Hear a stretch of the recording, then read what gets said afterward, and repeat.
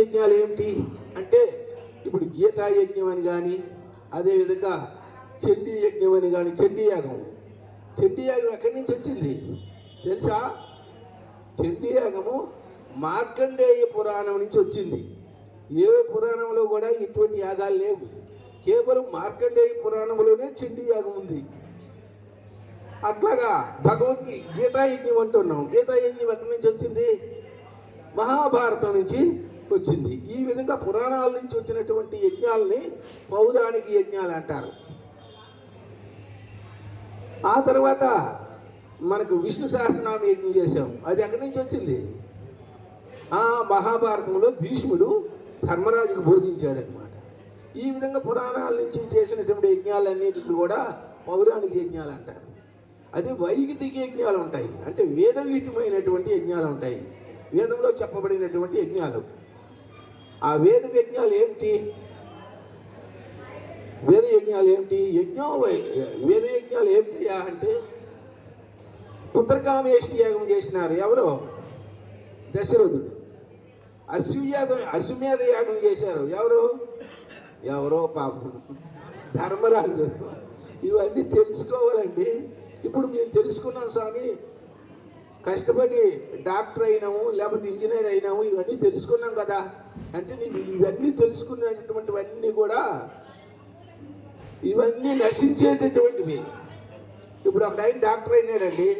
Doctor అయ్యి 25 సంవత్సరాలు 30 సంవత్సరాలు చదివి డాక్టర్ అయినాడండి. డాక్టర్ అయ్యి తర్వాత 40 సంవత్సరాలు 50 సంవత్సరాల వరకు ఆ డాక్టర్ వృత్తి చేసేసి డబ్బు సంపాదిస్తాడు. తర్వాత ఏమవుతాడు? చనిపోతాడు.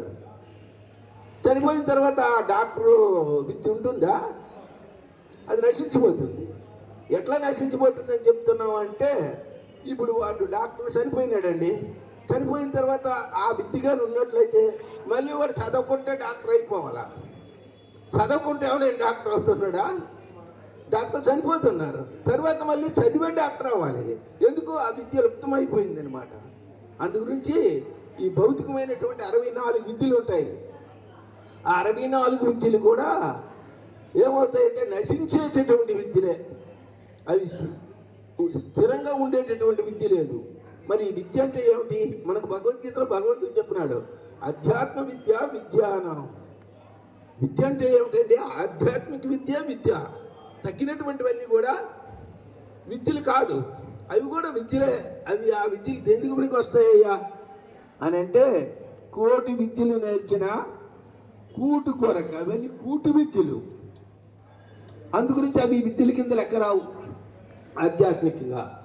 అట్లాగా 2 రకాలైనటువంటి యజ్ఞాలు, వైదిక యజ్ఞాలు కూడా ఉన్నాయి. వైదిక యజ్ఞాలు అంటే పుత్రకామేష్టి యాగము, అదేవిధంగా రాజసూయ యాగము, అశ్వమేధ యాగము, ఇవన్నీ కూడా వైదిక యజ్ఞాలు అన్నమాట.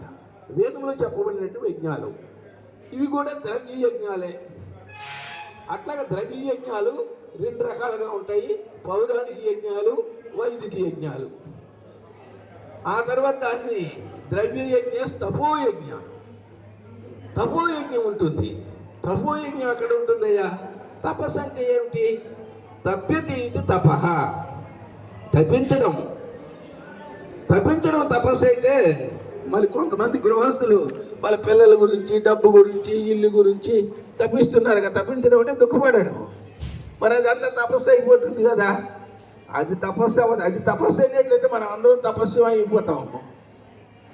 ఏది తపస్సు అయ్యా అంటే భగవంతుడి గురించి ఎవరైతే తప్పిస్తారో అదే తపస్సు అవుతుంది. కానీ సంసారం గురించి తప్పిస్తే అది తపస్సు అవ్వదు. అదేమవుతుంది? తాపం అవుతుంది. తాపం అంటే దుఃఖం. అది తప్పించాలి. ఎందుకు తప్పించాలంటే కర్తవ్యం అన్నమాట. మరి భగవంతుడి గురించి ఎట్లా తప్పించాలి?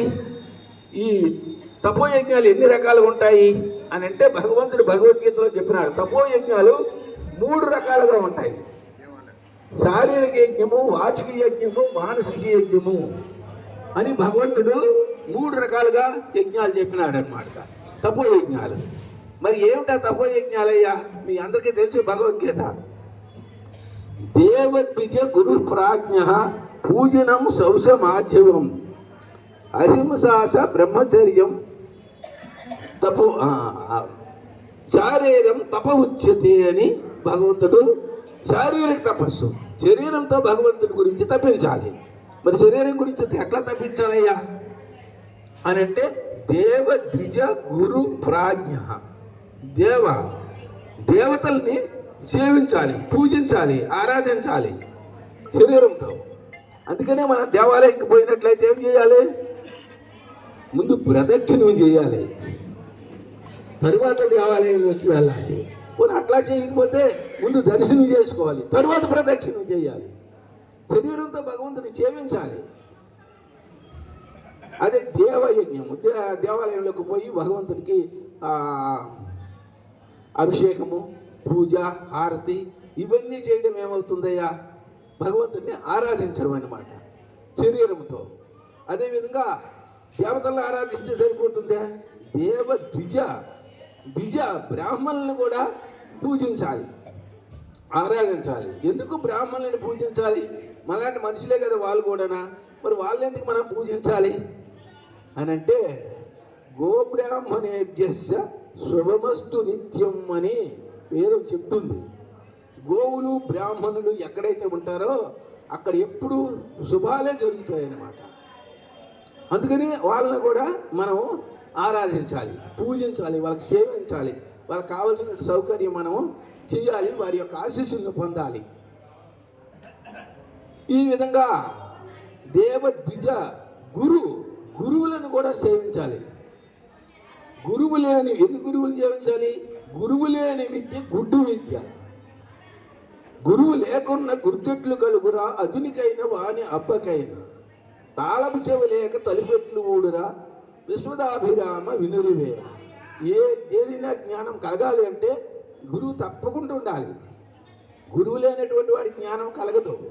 గురువు తప్పకుండా ఉండాలి. అటువంటి గురువులను సేవించాలి. ఎట్లా మరి గురువులను ఎట్లా సేవించాలి అంటే భగవంతుడు భగవద్గీతలో చెప్పినాడు, తద్బుద్ధి ప్రణిపాతేన పరిప్రశ్నైన సేవయ ఉపదేక్షంతి తే జ్ఞానం జ్ఞానిన తత్వదర్శిన అని.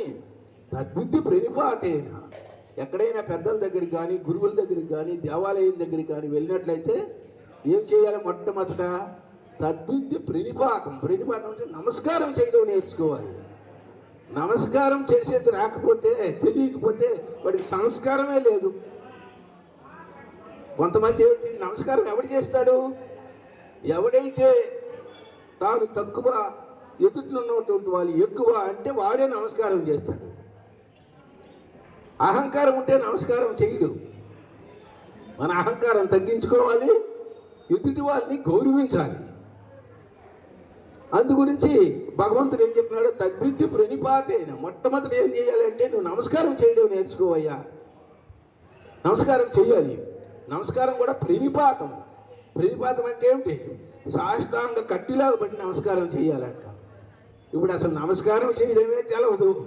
కొంతమంది అయితే స్వాములు నమస్కారం చేస్తే నమస్కారం స్వామి అంటే మనకు నేర్పించలేదన్నమాట. నమస్కారమే చేయడమే తెలియకపోతే వాడికి సంస్కారమే లేదు. నమస్కారం చేయడం నేర్చుకోండి. ఎవరైనా సరే మనకంటే పెద్దవాళ్ళు అయితే ఇంట్లో ఉన్నామనుకోండి, మన తల్లిదండ్రులకి, అత్తమామలకి మన సంస్కృతిని మనం రక్షించాలి. మన సంస్కృతే మనల్ని రక్షిస్తుంది. అందుకనే భగవంతుడు తద్బుద్ధి ప్రణిపాతేన పరిప్రశ్నైన సేవయ ఉపదేక్షంతి తే జ్ఞానం జ్ఞానిన తత్వదర్శిన అని ఆ విధంగా గురువులని సేవించాలని, తద్బుద్ధి ప్రణిపాతేన ఆ విధంగా గురువులను సేవించాలని. దేవద్విజ గురు ప్రాజ్ఞ అంటే అర్థం ఏంటి? మనకంటే తెలిసినటువంటి వాళ్ళు. అంటే వాళ్ళు ఎంతో కష్టపడి ఎంతో ప్రయత్నం చేసి మనకంటే ఉన్నత స్థితిని పొందినారు, ఉన్నత జ్ఞానాన్ని పొందినారు. కాబట్టి వాళ్ళని కూడా మనం ఏం చేయాలి? సేవించాలి. ఎట్లా? శరీరం ద్వారా సేవించాలి. ఇదంతా నేర్పించాలన్నమాట. మేము వ్యాసాశ్రమంలో ఉండేవాళ్ళు. మేము ఉంటే స్వామి వారు చెప్పేవారు, ఎవరైనా స్వామీజీ వస్తే మీరు వెంటనే పోయి వాళ్ళ సంచి తీసుకోవాలి, వాళ్ళ ముందు నమస్కారం చేయాలి, వాళ్ళ సంచి తీసుకోవాలి, వాళ్ళు తీసుకెళ్ళి రూమ్లో చేర్చాలి. వాళ్ళకి ఏదైనా అవసరం ఉంటే వెంటనే మీరు తీసుకొచ్చి వాళ్ళకి చేయాలి అని ఆయన చెప్పేవారు అనమాట.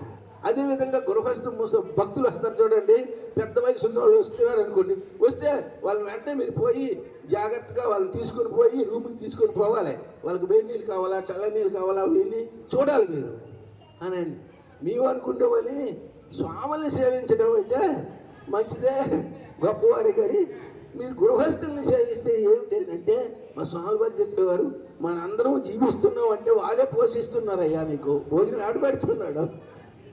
వాళ్ళని సేవించమని చెప్పలేదు, వాడికి అవసరమైతే మనము వాళ్ళకు కూడా సేవ చేయాలి, వాళ్ళు మనల్ని పోషిస్తున్నారు.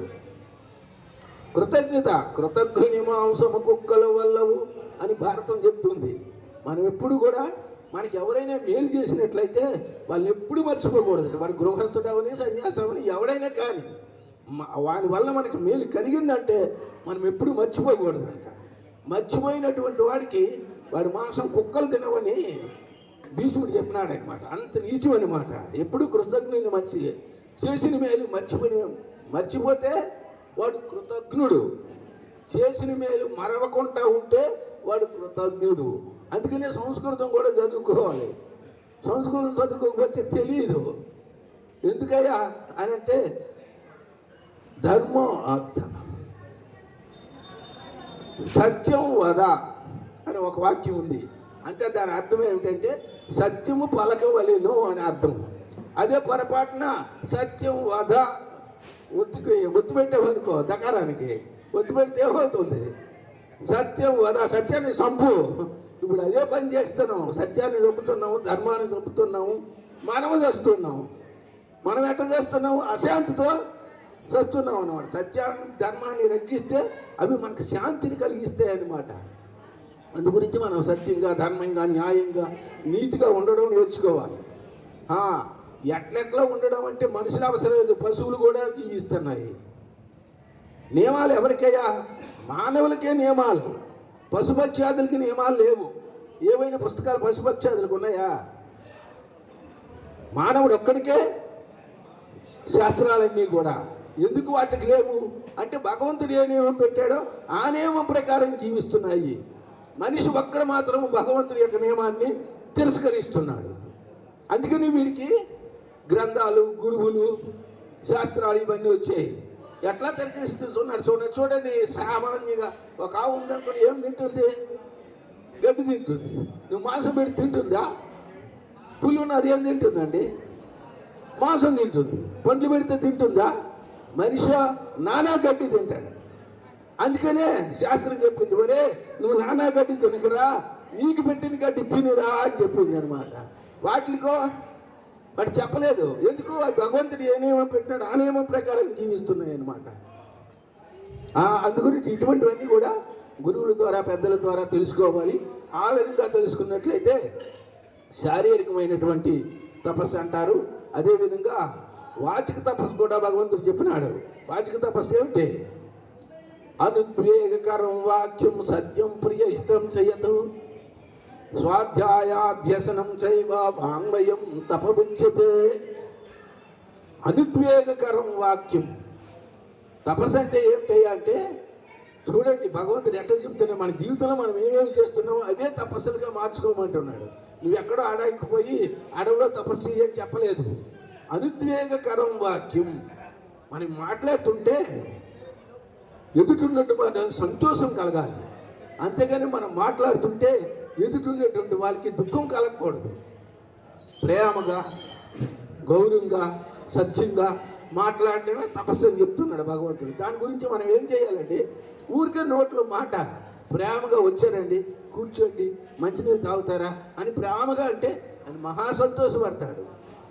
ఇవన్నీ నేర్చుకోవాలి, మనం నేర్చుకోవాలి, పిల్లలకు కూడా నేర్పించాలన్నమాట. అనుద్వేగకరం వాక్యం సత్యం ప్రియహితం చేయతు. సత్యంగా మాట్లాడడం నేర్చుకోవాలి. ఏం స్వామి ఈ కాలంలో సత్యం మాట్లాడితే మనం బ్రతకగలమా అని కొంతమంది అనుకుంటారు. సత్యం ఎప్పుడూ ఒకటేనండి. ఏ కాలమైనా సత్యం ఒకటే. మనం పాటిస్తే దాని యొక్క విలువ మనకి తెలుస్తుంది. ఈ విధంగా 3 రకాలుగా ఎప్పుడు వాచిక యజ్ఞము, తర్వాత మానసిక యజ్ఞము. సమయం వచ్చినప్పుడు మనం చెప్పుకున్నాం. చాలామంది స్వామీజీలు ఉన్నారు, వాళ్ళందరికి కూడా సమయం ఈ 3 రోజులు కూడా ఇటువంటి అమూల్యమైనటువంటి విషయాల్ని స్వామీజీలు వక్తలు అందిస్తారు. మీరందరూ కూడా శ్రద్ధగా ఉండండి. భగవంతుడు అనుగ్రహం చేతనే ఇటువంటి అవకాశం అనేటువంటిది మనకు దొరికినటువంటి అవకాశాన్ని సద్వినియోగం చేసుకుందాము. ఆ విధంగా తపో యజ్ఞం అనేది 3 రకాలుగా ఉంటుంది. ఒకటి శారీరక యజ్ఞము, 2 వాచిక యజ్ఞము. మరి భగవద్గీత పారాయణ చేస్తున్నాం, పారాయణ చేసి ఏం తెలుసుకుంటున్నాము? దాని అర్థం కూడా తెలుసుకోవాలి. అర్థం లేని చదువు వ్యర్థం అన్నారనమాట. దాని అర్థం కూడా తెలుసుకోవాలి. తెలుసుకుంటే అప్పుడు మనకి అది పూర్తి ఫలాన్ని ఇస్తుంది. ఆ విధంగా తపోయజ్ఞాలు 3 రకాలుగా చెప్పబడినాయి. ద్రవ్య యజ్ఞాలు 2 రకాలుగా చెప్పబడినాయి. తర్వాత అవకాశం ఉన్నప్పుడు యోగ యజ్ఞము, స్వాధ్యాయ యజ్ఞము, జ్ఞాన యజ్ఞం గురించి కూడా మనం చెప్పుకుందాము. ఇప్పుడు మనకు ఇందులో మన పత్రికలో శ్రీ రామకోటి గీతా జ్ఞాన యజ్ఞము, గీతా యజ్ఞం కూడా ఉంది. రామకోటి యజ్ఞము, రామకోటి యజ్ఞం అంటే రామకోటి యజ్ఞం చేయలేదు స్వామి, విష్ణు సహస్రనామ యజ్ఞం చేసినారని కొందరు అనుకుంటుంటారు. విష్ణువు ఎవరు? 10 అవతారాల్లో ఒక అవతారమే. ఆ విష్ణువు అవతారమే రాముడు. ఆ విష్ణువుని ఆరాధించినట్లయితే రాముడిని ఆరాధించినట్లే. ఆ విధంగా మనం విష్ణు సహస్రనామ పారాయణ కూడా చేసుకున్నాము. ఇప్పుడు మనకు శ్రీనివాసులు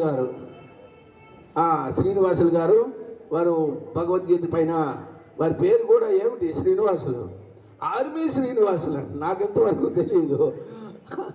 ఆయన ఆర్మీలో ఉద్యోగం చేశారు. ఉద్యోగం చేసిన తర్వాత రిటైర్ అయ్యి రావడం జరిగింది. రిటైర్ అందరు కూడా అవుతారు. ఎవరు మధ్యలో రాకండి. అక్కడి నుంచి మీరు నమస్కారం చేస్తే సరిపోతుంది. చెయ్యకపోయినా స్వాములు ఏమనుకోరు. అయ్యో నువ్వు నమస్కారం చేయకపోతే మరి స్వాములు ఏమనుకుంటారని ఎవరు అనుకోవాల్సిన అవసరం లేదు. ఎప్పుడైనా ఆ అవకాశం ఇచ్చినప్పుడు వచ్చి నమస్కారం చేసుకోవడం మంచిది. సభకు విఘ్నం కలిగించకూడదు.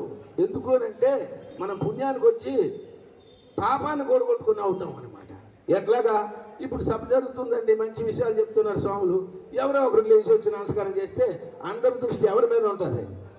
ఆయన మీద ఉంటుంది. అది తప్పుగా అనుకోకండి. నమస్కారం చేసుకోవడానికి కూడా యజ్ఞం అయిన తర్వాత లేకపోతే ఎప్పుడైనా కార్యకర్తలు అవకాశాన్ని మా స్వామిని నమస్కారం కూడా చేసుకోవాలి. అది తక్కువని అనుకోకూడదు.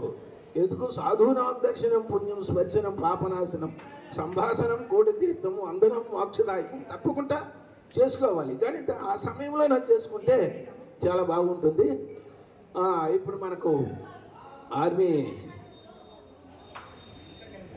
అంటే ఏమిటి? దేశ రక్షకులన్నమాట. వాళ్ళ జీవితాలని పణంగా పెట్టి దేశానికి కొరకు అందరి ఉద్యోగాలు వేరు, ఆర్మీ ఉద్యోగం వేరు. అన్ని ఉద్యోగాలు ఏమిటి? ఏదో పని చేస్తాడు, డబ్బు సంపాదించుకుంటాడు. కానీ అట్లా కాదు. ఆర్మీ అంటే వాళ్ళ ప్రాణాన్ని కూడా తెగించి దేశానికి కొరకు ప్రాణాన్ని త్యాగం చేసేటటువంటి వాళ్ళు ఆర్మీ అన్నమాట. వాళ్ళు ఉన్నారు కాబట్టి మనం హాయిగా సురక్షితంగా ఉన్నామన్నమాట. అందు గురించి అటువంటి ఆర్మీలో కూడా ఆయన సేవ చేశారు. తర్వాత ఆధ్యాత్మిక సేవ కూడా చేయాలని దృక్పథంతో ఈ భగవద్గీతను కూడా బాగా అధ్యయనం చేయడం జరిగింది. వారు ఒక 30 నిమిషాలు వారి దివ్యమైనటువంటి ప్రసంగాన్ని మనకు అందిస్తారు. అందరికీ తరువాత కూడా 3 రోజుల అవకాశం ఉంటుంది. ఈ 3 రోజులు అందరికీ కూడా అవకాశం ఇవ్వబడుతుంది. ఇప్పుడు శ్రీనివాసులు గారు వారి సందేశాన్ని అందించవలసిందిగా మనం. ఓ